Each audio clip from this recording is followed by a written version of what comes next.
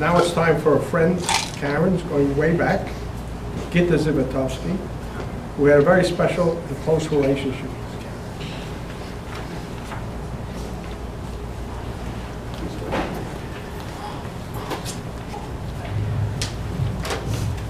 Before I do anything else, I just want to say that you mentioned about celebration, and I can tell you that there was a celebration 7 hours ago in Bet Shemesh at Avi's house with Avi and Aviva and family, and many of the Olim from West Hempstead that are now living in Israel, and they came and they participated, and they said, we're having a celebration today. The other thing I want to say is, as I look around the room, there are so many of you that really could stand up here in my place, because Caryn had so many friends in this community, and everybody was involved with her. So when I speak, just think that maybe you're doing it too.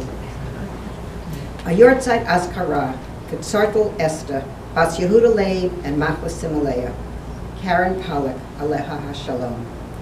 An opportunity to reflect on Caryn's life and legacy, a life rich with relationships and much love, both offered and received. Relationships that range from immediate and extended family to good friends, and a very long list of people known to Caryn as my best friends. The list of those who enjoyed special relationships with Caryn also includes organizations, and one in particular, Yachad. In the eyes of many, Yachad and its extraordinary success is synonymous with Caryn's career, and might well be considered part of her personal legacy.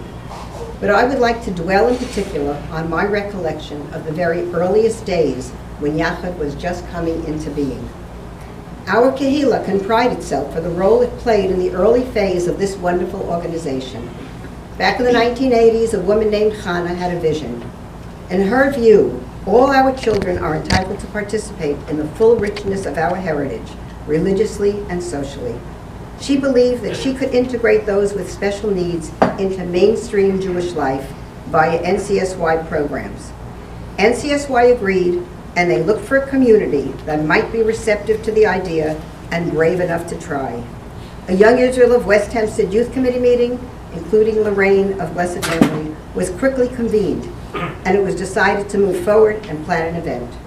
In January 1984, the spiritual support and encouragement of Rabbi Kellerman, Chana's widest dream would be tested, and Yachad Shabbaton #1 was inaugurated. Rabbi Kellerman thought it important that there should be some textual study for the participants. It was adopted and has become a hallmark of their programs. The first Shabbaton was reported on in the March issue of the NCSY magazine, and it featured comments about their experience from a few of the local participants, including Lissy Asofsky, Sarah Hankoff, and others. Caryn wrote, "Dear Yachad, everything was good at the Shabbaton. I had a good experience. I learned Chumash with Ari Zivotofsky.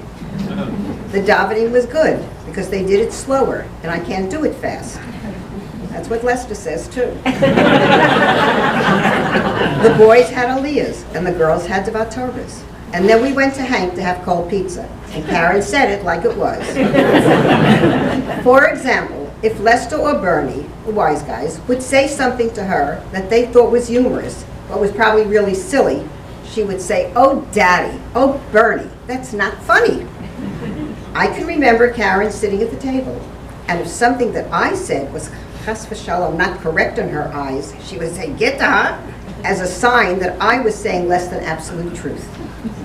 Truth was very important to Caryn Pollak. She took a few trips to Israel with Yachad and would be excited to take duffel bags of old clothes to Amit for me. She knew security would ask her who packed the bags. So when I brought it over, she dumped it out and repacked it. Now Daddy Lester does the same till this day, not with duffels, but with my mail.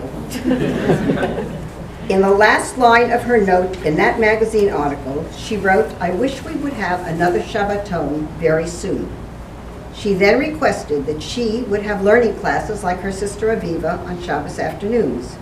Starting in the spring of 1984, she had a class on Shabbos afternoon and once during the week.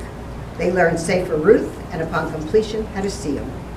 Caryn was instrumental in bringing Limud Torah to some folks who otherwise might have been bypassed.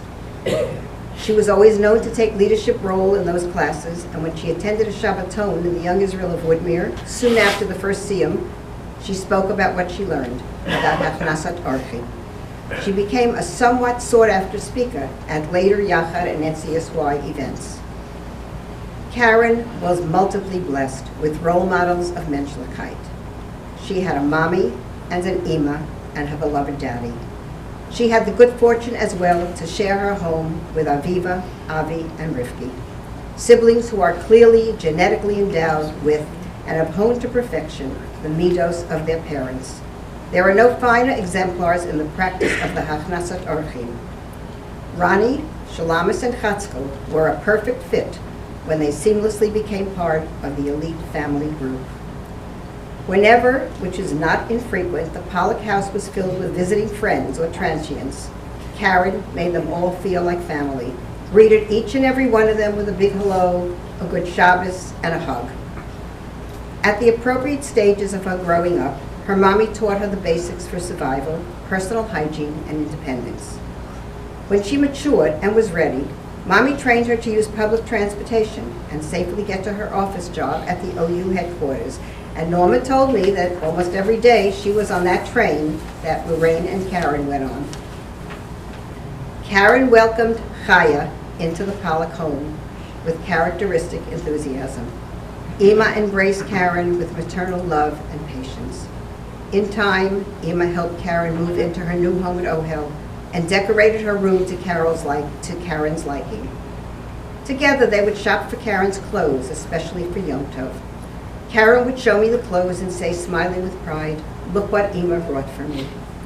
She loved to have pretty things, loved gifts and cards, and especially books that she could read and use as source material for Divrei Torah delivered at the Shabbos and Yom Tov table. When Caryn would receive a gift, the giver got so much joy out of the smiles, excitement, and thanks that they just wanted to come back and bring more gifts. Ultimately, it was Ima who nurtured and cared for Caryn during her last illnesses. Bernie and I have a not very long list of close lifetime friends.